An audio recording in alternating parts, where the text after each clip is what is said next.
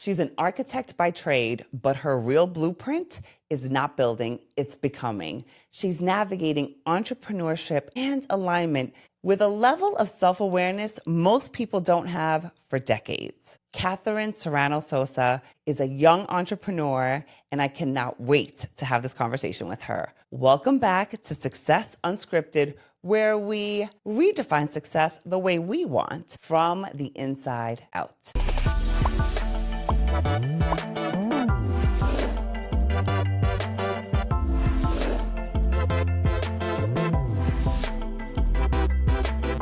Katherine, thank you so much for being here. Thank you, Jessica, for having me. I'm so excited for this. Yeah, so am I. So am I. We met several years ago. You've been my client for several times. You've been on retreats with me, and I'm so excited and so proud of where you are right now. Thank you. What I really, really love about you is that you're so young. You became an entrepreneur so young. So where did that come from, that you made a decision for yourself? Like, I'm not going corporate, or I'm getting out of corporate and I'm going to become an entrepreneur. How did you come about that? It was the pandemic. Honestly, I never thought I was going to become an entrepreneur, but 2020, everything shut down. I was working from home. I had more time because I used to commute 2 hours to the city and 2 hours back. It made me go into a mini crisis of who am I? What's my purpose? And I got into journaling, and I did that Ikigai Venn diagram, the Japanese diagram of like, what's your purpose? At the end of the day, I realized that what I wanted to do, I had to do it on my own way. And it gave me the idea of, let me start my own company. And then started researching, and then little by little, I just made it happen. Oh, I love that for you. I mean, 2020 was a pivotal moment for many of us, Yes. right? And it really gave us a moment of self-reflection and really working to understand. That's one thing. I think actually taking the leap, though, that's a whole other thing. And it takes bravery and it takes courage. So talk to me about, okay, it's like bravery and courage. Now I'm doing it. So then what also made you think to yourself, I also need to work on myself. Like, I also need to work on the internal part in order to make sure that what I'm doing is in true alignment with who I'm becoming. Yeah, it was multi-layered. So company went live in 2021 as a side gig. Then I did it part-time. But beginning of 2023, that's when I started full-time on my own. Around that same time, I went through a really tough breakup. So personally, I was just emotionally unsure, and that led me to start therapy. So it started with going through my little traumas, figuring out where I wasn't like truly aligned in certain ways. Therapy also taught me that it was affecting my work side. And I think a few months in, because we started in 2023 around July, I think seeing you, the way you spoke, and I was very inspired, and I realized I want to become like you, or like have that aura and that version of confidence. And I knew I wasn't there, and therapy wasn't going to be the only thing I needed. So it was that awareness of, that I needed to seek help and gain wisdom from other people who knew better than me. Yes. Oh my gosh. I love that level of self-awareness. Like I said, many of us don't have so early on. And I think a lot of us have like that rough exterior. At least I did, that I'm going to do this and I'm going to do it alone. And then when you move into entrepreneurship, you almost feel that way even more so. Mm-hmm. But you actually took the opposite route of, let me get help. And so what has that done for you? And, you and I have worked together for some time, and we work on professional growth and personal growth and all of that. But where do you think from 2023, that version of you, from 23 version of you to the 2025 version of you, I feel like I've seen a quantum leap. Yes. Talk to us about that. Yeah. So also preface 2023, I turned 30. Mm-hmm. So I think it was also this, I'm entering a new decade. Yep. I am no longer technically an adult with like training wheels. I'm a full adult. Yeah. And going into entrepreneurship, that kind of made it even more serious. Yeah. But yes, I've changed so much. I think I'm a completely different human overall. I used to be extremely introverted back then. And I think we had a conversation the last time we did like the New Year group events, workshop. Yeah. I was losing the word. But where I finally realized that when I was little, I was very extroverted and I had that confidence. And that's why these 2 years have not becoming someone new. I think I've been just breaking down those walls that life kind of made me build. Yes. And yeah, I'm finally becoming, I guess, someone who feels very confident and assertive. And the communication part has been the biggest part for me. You're going to make me cry. You're going to make me cry because this is so beautiful. Okay, wait. I need a second because I often say, and I've been saying it more, that it's like, I don't want you to be, not you, like any of my clients to become anybody new. I want you to remember who the hell you are. Because to me, exactly what you're saying, it's like life is what makes us build these walls and change who we are. I want us to remember our power, and I see it in you. I'm so proud of you. Thank you. I appreciate you so much. So I guess talk to us about 2025, you and who, like you standing in your power. What does that look like these days? Standing in my power right now means that I take aligned action and I really go within and not externally. Yeah. I feel that the old me who had these boundaries was too much outer looking and trying to see what would others say, do, how they would be affected by my actions. I was very much a people pleaser. Yeah. I'm the eldest daughter, so I also had this weight on myself I gave myself because I felt like I needed to do things for everyone. And now I create those boundaries and I'm very respectful and I still care and give back, but in the capacity where I don't feel I'm spilling all my cup into others. And I think that's been hard. And you know, it ebbs and flows. Sometimes I feel like I'm overgiving and then I take a step back and realign.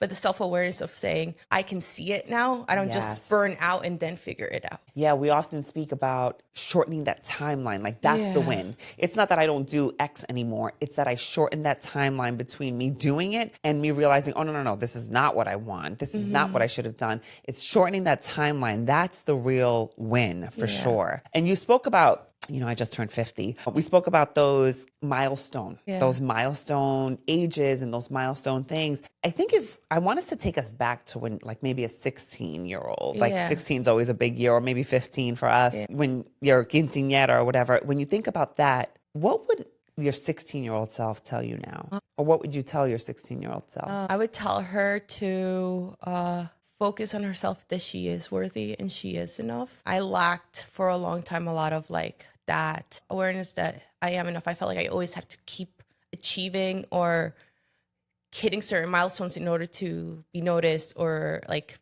be someone good for my parents, etc. So like just like being where you are enough as you are, and what you accomplish is also you have to celebrate those accomplishments. I felt like I was just kept going. I hit a milestone, kept going because it was not something that I thought it was important. And so as you continue growing, so now you're 32 years old. And as you continue growing and becoming, what does that look like? I think it's still, I'm very type A, so I like have structure, but also allowing the flow. You posted something on social media that is actually my screensaver. It's like the idea of letting it go. I mean, if it goes a different direction, just let it be, like detaching. So for me, becoming is really diving into that detachment in relationships, in work, in everything, because things will flow. I just need to take those aligned actions and things will flourish on its own. Yes.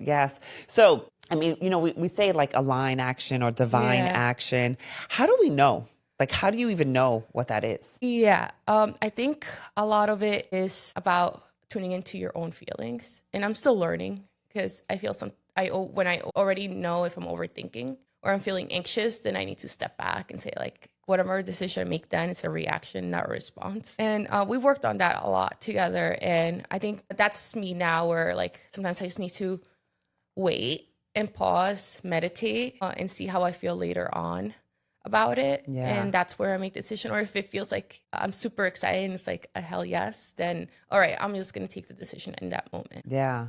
So you spoke about celebrating and we're speaking about alignment and things like that. What are some practices that you do for yourself in order to make sure that you stay in alignment? Because to me, once we're in it, it's too late, right? Once we're in that moment, in that thing, in that argument, like it's okay. We could break and stop it in that moment. But I like to work on before that happens so that I can have more clarity, take that more aligned action, take that more divine action, things like that. So what are some of your practices that you're bringing into this season of your life? My morning routine is sacred to me. I try to go to the gym in the morning and go for a walk. Now it's nicer. I'm walking outside, which I'm big on nature. That definitely grounds me. And if I don't do that, a must every day is journaling. And I do a gratitude journal. So I write down what I'm grateful for and then also anything that's in my mind. And I think that kind of centers me. And I have a specific journal that every week I have like a intention. So I write on Sundays, I set the intention up and I write little goals for that week that are personal. Like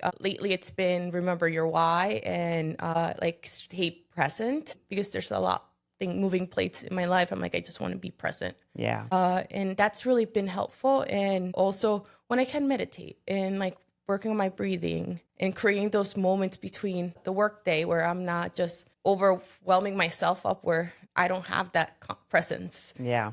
Yeah. So I want us to move a little bit. That's kind of some of the internal work that you do and that you've done in order to make sure that you stay grounded, that you stay focused, that you stay disciplined. Talk to us about some of the external work that you're doing, like some of the projects that you've worked on, some of the things that you're excited about. Like, what do you do? I know obviously you're an architect, but what does that mean? Yes. Being architect, my favorite metaphor is that because I think architecture is frozen music to me. So I always say we're the composers and directors of an orchestra. So we do the designing, but we're also coordinating with the client, the contractors, the engineers. So there's a lot of moving pieces that I work with. So not every day's the same. And I think to me, as someone who has always been doing a lot of things, it keeps my brain stimulated and excited, whether it's talking to a new client for a potential project or reviewing submittals for a construction project we're building and making sure things are right for the contractor to build properly, or designing and doing like red lines for my team to actually do the drawings properly.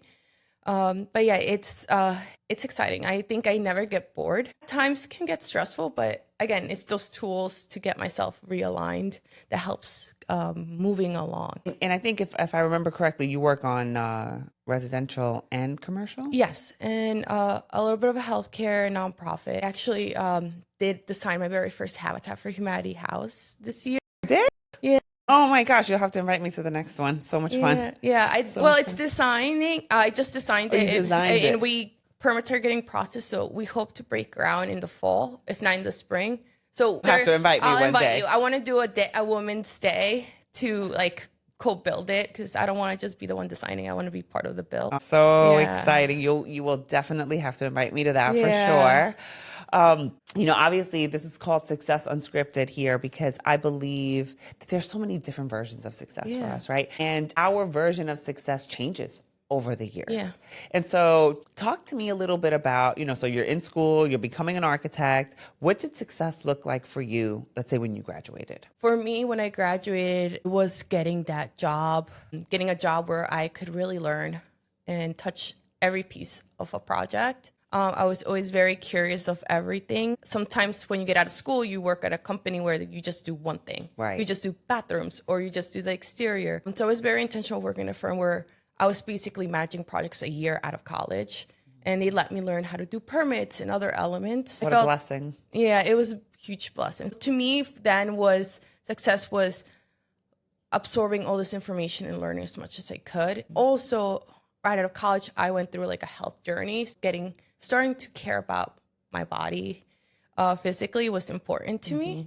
And so I think those two things were like, to me, that was success, like at doing those. So what's success now? Success now, I feel it shifts every now and then, but to me right now is having a synergy between work and life where I'm getting my work done and I feel accomplished in the projects I'm producing, completing, but at the same time enjoying time with family. I just became an auntie 3 months ago, and it's amazing being able to sometimes get out of work early and go see my niece or babysit because they need to do something on the weekends. So yeah, it's really nice to do that. Yeah. Yes. I think right now for me, success would be to really grow my portfolio in a more balanced way. I've been doing a lot of residential. So I've been really working on getting more commercial work, healthcare, like outpatient facilities. And I would love to hire someone in person to kind of take some of that workload that I've been doing in person. I have 2 drafters that are more virtual. So growing the company slowly and sustainably, I think that's the most important part.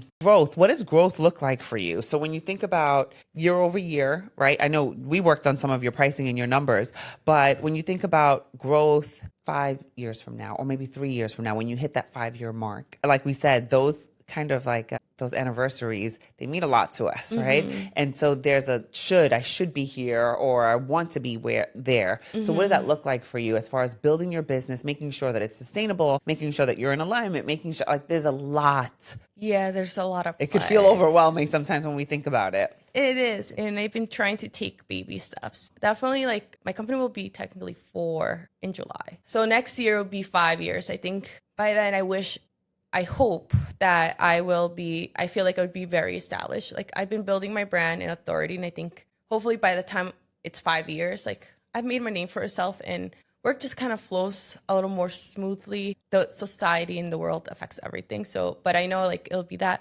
But definitely, like, 3-5 years from now, I want it to work on its own, where I can step back more and just be the creative mind or the face of the company and getting the kids. I want to have family and I want to travel. So how can I shape that company so it gives me that time back? Yes, yes. They say that if we can't leave our company and it doesn't, like, generate money on its own, that we're still really self-employed when we're not, like, the CEO. Yeah. And so I think from what I'm hearing you say, that's the goal. And I also think, like, in our heads, it's like a 5 year mark, but my understanding is that the 7 year mark is really kind of where our companies should be self-sustaining, right? Yeah, so that's definitely the goal. You spoke about building your brand. So what does that look like? My mind and showing up as me and telling my story. I think for a long time, I was afraid to talk about myself because I didn't think it was important, or like I'm just another person. But realizing that I can actually influence people, and like I'm one of 2% of Latina licensed architects. That part. Yeah. This year has been a blessing, and I think we manifested it because I mentioned that this year I wanted to do more speaking engagement. Yes. I got to speak at Harvard for a Latina conference.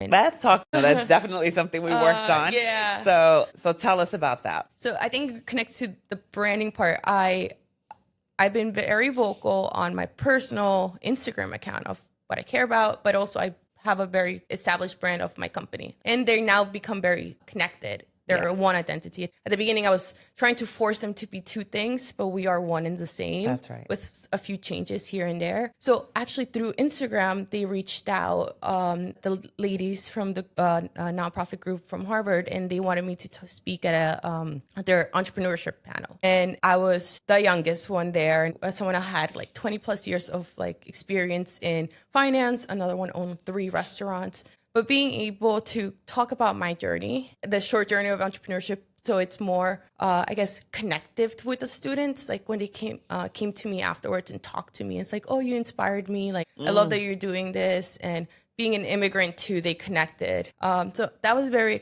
inspiring for me. And it kind of pivoted also. Then the following month, I spoke at Princeton among other Latina architects.